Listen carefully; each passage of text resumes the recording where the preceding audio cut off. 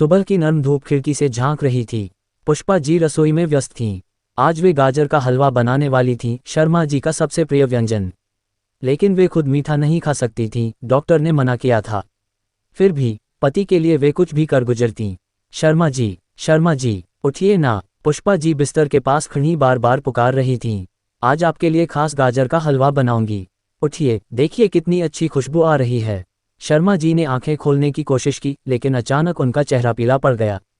सीने पर हाथ रखा, सांसें उखड़ने लगीं। वे बिस्तर पर गिर पड़े। पुष्पा जी चीखीं, शर्मा जी, ये क्या हुआ? उनका दिल जोरों से धड़क रहा था।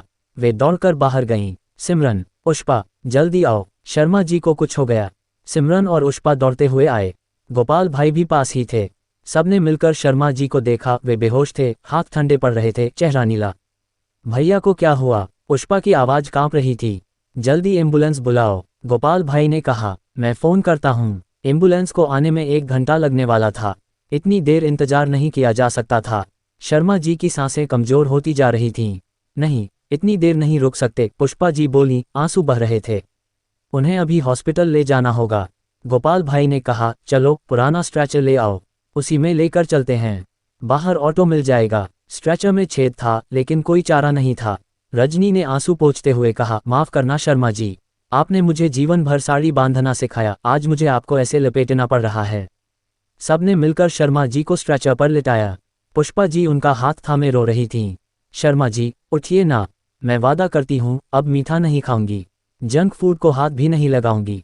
रोज सुबह योग करूंगी, टहलने जाया करूंगी। आप जो कहेंगे वो करूंगी। बस उठिए। ऑटो मिला। सब दौड़ते भागते हॉस्पिटल पहुंचे। सिमरन ने अपनी स्कूटी से पीछे पीछे आना शुरू किया। रजनी ने रुमाल में पैसे बांध कर दिए।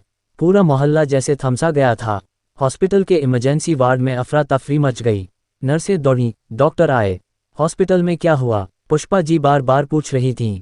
डॉक्टर ने जांच की और गंभीर स्वर में कहा, यह मामूली चक्कर नहीं है, हल्का हार्ट अटैक आया है, हालत नाजुक है, तुरंत आईसीयू में ले जाना होगा। टेस्ट के बाद ही कुछ कहा जा सकता है। पुष्पा जी के पैरों तले जमीन खिसक गई। मेरे शर्मा जी को कुछ नहीं होगा ना डॉक्टर साहब? वे तो बिल्कुल स्वस्थ थे। हम पूरी कोशिश कर रहे हैं। अभी सिर्फ 2 लोग 5 मिनट के लिए अंदर जा सकते हैं। पुष्पा जी और अनु, जो अभी अभी फ़ोन पर खबर सुनकर दौड़ती हुई आई थी, अंदर गईं। अनु का चेहरा सफ़ेद पड़ गया था। वह ऑफिस में थी। आर्या सर प्रपोज करने वाले थे, लेकिन मां का फ़ोन आते ही सब छोड़कर भागी थी। आईसीयू में शर्मा जी बेड पर पड़े थे, पाइपें लगी, मॉनिटर बीप कर रहा था। अनु ने पापा का हाथ थामा। पापा, मैं आ गई हूँ, आप ठीक हो जाए। मैंने आपको कितना परेशान किया है ना। अब नहीं करूँगी, आपकी हर बात मानूंगी। पुष्पा जी रोते हुए बोली, शर्मा जी, आप मेरे सब कुछ हैं।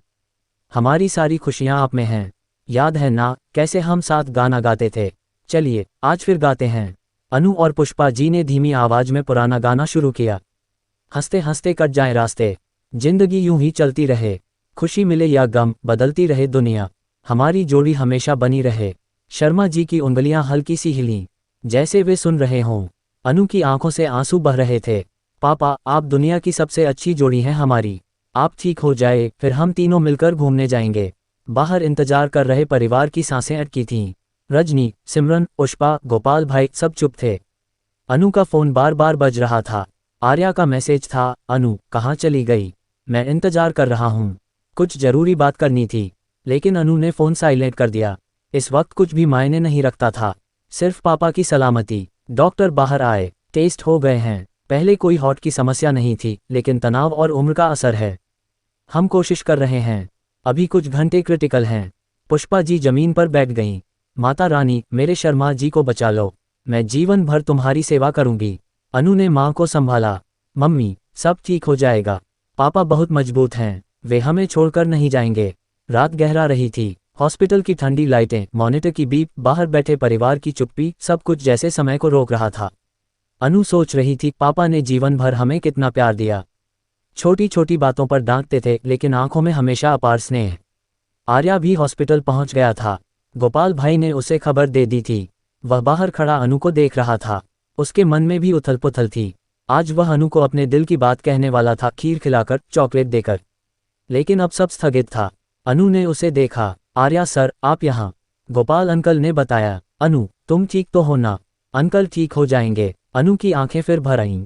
बस दुआ कीजिए। आर्या चुप रहा। वह समझ रहा था इस वक्त प्रपोज करने का समय नहीं। प्यार तो इंतजार कर सकता है, लेकिन परिवार नहीं। रात भर इंतजार चला। सुबह की पहली किरण जब फिर खिड़की से झांकी तो डॉक्टर मुस्कुराते हुए बाहर आए। अब खतरा टल गया है। वे होश में आ रहे हैं। धीरे धीरे ठीक हो जाएंगे। पूरा परिवार रोते हंसते अंदर दौड़ा। शर्मा जी ने आंखें खोलीं। पुष्पा जी और अनु का चेहरा देखकर हल्के से मुस्कुराए। शर्मा जी, आप ठीक हैं ना? पुष्पा जी ने हाथ थामा। शर्मा जी ने धीमी आवाज में कहा, मैं ठीक हूँ। बस तुम्हारा गाना सुनकर लौट आया। सब हंस पड़े। आंसू खुशी के थे अब। जीवन की यह कड़ी परीक्षा पार हो गई थी। परिवार और मजबूत होकर उभरा था। प्यार, वादे, दुआएं, सब ने मिलकर एक नया दिन शुरू किया। और कहीं दूर आर्या मुस्कुरा रहा था। उसे पता था अब सही समय आएगा, जब अनु पूरी तरह खुश होगी। तब वह अपने दिल की बात कहेगा। कहानी अभी खत्म नहीं हुई थी। जीवन की गाड़ी फिर पटरी पर थी, हंसी, आंसू, प्यार और उम्मीद के साथ।